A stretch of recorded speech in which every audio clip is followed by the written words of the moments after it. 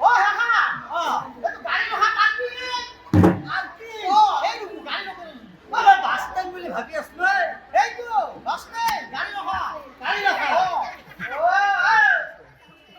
এই তো 4 নম্বর টালা দিস হ্যাঁ ও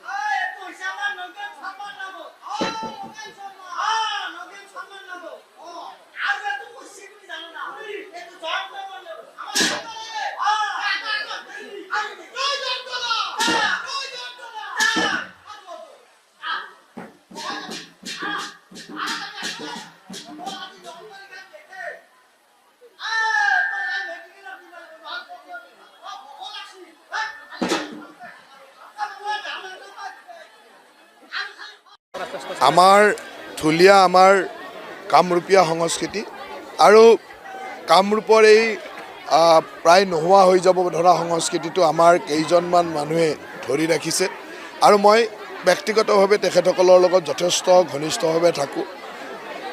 বিপদে আপদে তেওঁলোকৰ লগত থাকোঁ। তেওঁলোকে নিজে এটা আগ্ৰহ কৰিছিল যে আপোনাৰ নিৰ্বাচনত আমি ঢুলীয়াসকলেও ক'ৰবাত অংশগ্ৰহণ কৰিম আৰু তেখেতসকলে ঢুলীয়াৰ বাটৰ নাটৰ মাজেৰে তেখেতসকলে প্ৰচাৰ চলাইছে। মই তেখেতসকলক ধন্যবাদ দিছোঁ। আমাৰ বিল্লেশ্বৰ দেৱালয় দলৈ ৰঞ্জিত মিশ্ৰ ডাঙৰীয়াৰ নেতৃত্বত খুব সুন্দৰভাৱে এই প্ৰচাৰ চলাইছে। মই তেখেতসকলক ধন্যবাদ দিছোঁ আৰু ৰাইজৰ উৎসাহ উদ্দীপনা আৰু ঢুলীয়া সংস্কৃতিটো আমাৰ কামৰূপীয়া ৰাইজে নলবৰীয়া ৰাইজে খুব ভাল পায়। গতিকে তেওঁলোকে ৰাইজৰ মাজত এনেকৈ কৰিছে। মই তেখেতসকলক ধন্যবাদ দিছোঁ।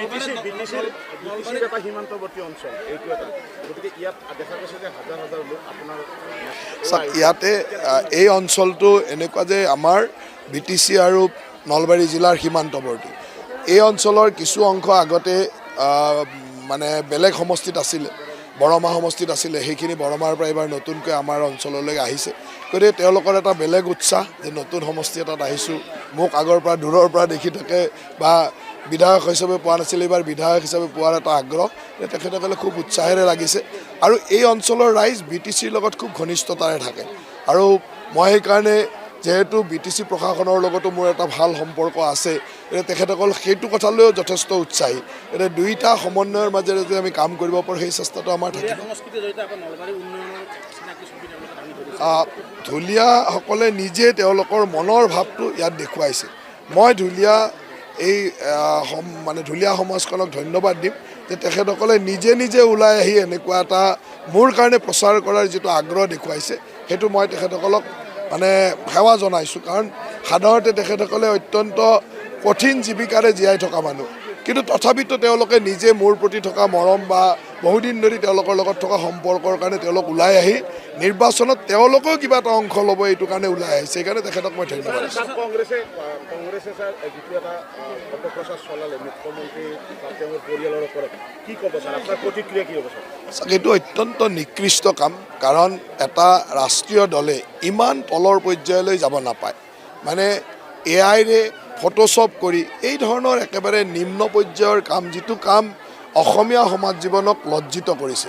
মই পৱন খেৰাই হওক বা তেওঁলোকৰ যিসকল নেতা আছে তেওঁলোকক মই ধিক্কাৰ দিছোঁ যে ইমান তললৈকে নিৰ্বাচনত হৰা জিকা থাকে, হাৰিব বুলি তেওঁলোকে জানে, তথাপিতো ইমান হতাশ হ'ব নাপায় যে এনেকুৱা ধৰণৰ মানে অতি নিকৃষ্ট মানৰ কাম কৰে।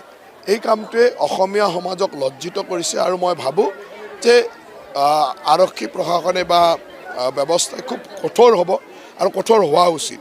অসমৰ ৰাজনৈতিক জীৱনত এনেকুৱা ইমান নিকৃষ্ট কাম কেতিয়াও হোৱা নাছিল আৰু মই ভাবোঁ যে এইবিলাক ক'ৰ পৰা আমদানি কৰিছে নাজানো, মই ভাবোঁ যে এওঁলোকৰ মানে নিজৰ ল'ৰা ছোৱালীক যেতিয়া ব্ৰিটিছ বনোৱাৰ মানসিকতা থাকে তেনেকুৱা মানুহে তেনেকুৱা কথাই চিন্তা কৰিব। ভাৰতক ভাল পাবতো নোৱাৰে, গতিকে ব্ৰিটিছ বনোৱাৰ মানসিকতা থকা নেতাৰ হাতত এইবিলাকে হ'ব। চাওক, তেওঁলোকেতো যেতিয়া দেখিছে যে হতাশ হৈছে, অসমৰ ৰাইজ হিমন্ত বিশ্ব শৰ্মা ডাঙৰীয়াৰ লগত আছে, চাৰিওফালে মিত্ৰ দলৰ জয় জয় মই, তেতিয়া আৰু তেওঁলোক হতাশ হৈ এইবিলাক পূৰ্ব পৰিকল্পিত আৰু এইবিলাক এটা পৰিকল্পনা কৰি ৰখি আছে যে শেষ মুহূৰ্তত আমি এনেকুৱা কিবা এটা কৰিম, তাৰ পৰা কিবা লাভ পাম। কিন্তু তেখেতসকলে জনা উচিত যে এই কথাবিলাকে তেওঁলোকক আৰু বেছি লছহে কৰিব।